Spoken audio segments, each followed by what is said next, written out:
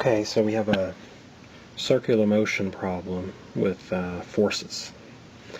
And a merry-go-round that's accelerating. So we want to know how much time elapses from the beginning of the motion until the time the child can no longer hold on to the merry-go-round. So let's consider a diagram here for a top view. So here's the merry-go-round. It has a radius of 1.5 meters. And then the kid is here. And so the centrifugal force is pushing her out, and that's in the positive direction. And therefore her applied force, which she is holding on, must point inward to cancel out the centrifugal force. We're not really worried about other forces in the problem. There's a normal force and there's gravity, but we don't care about either one of those because there's no friction in the problem, and they're not oriented radially. We're really only interested in radially oriented forces here. We're told that the merry-go-round accelerates with a tangential acceleration of 0.33 meters per second squared, starting from rest. Okay, and we're also told that the maximum applied force is 750 newtons.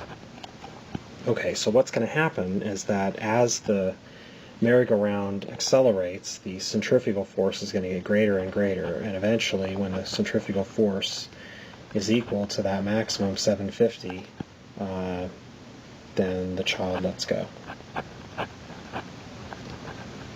Alright? So what we want is that centrifugal force mv squared over r to equal 750 newtons. I mean, if you want a more formal thing, right, I can say that, okay, well, the sum of all radial forces is equal to plus mv squared over r minus the applied force. That has to equal 0. So as long as that child is hanging on to the merry-go-round, the applied force is equal to mv squared over r. But when mv squared over r gets greater than the applied force, you know, when it gets greater than 750, that's the maximum possible value of the applied force, then the child loses the grip. So that's where this equation is coming from. So I can actually solve for v here. V is equal to the square root of 750 times r over m. We know r is 1.5, and we know m is 35. So the maximum speed of the merry-go-round is 5.67 meters per second. So, okay, if I just consider the linear motion here, delta s, v naught, v, a, and t, I know that the initial velocity is 0, the final velocity is 5.67 meters per second, and the acceleration is 0.33 meters per second squared.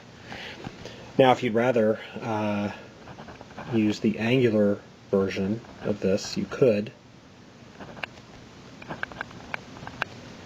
You know, you could say that, well, omega naught is 0, omega is equal to v over r, and alpha is equal to a tan over r, and t is unknown. So, you know, you could solve it using angular quantities, but why bother? We've got all the linear quantities we need. And we want to know time, so I'll use the equation that doesn't have t in it. V squared is v naught squared plus 2a delta s. So,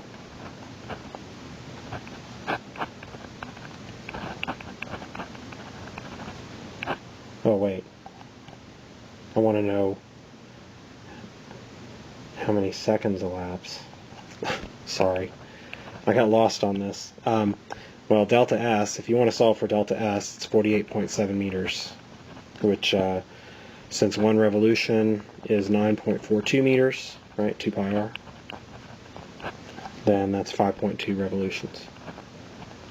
What I want is time, so I'll use the equation that doesn't have delta s in it, which is v equals v naught plus at. Sorry about the little diversion there. So 5.67 is 0 plus 0.33t. So the amount of time it takes is 17 seconds. That's the answer we're looking for.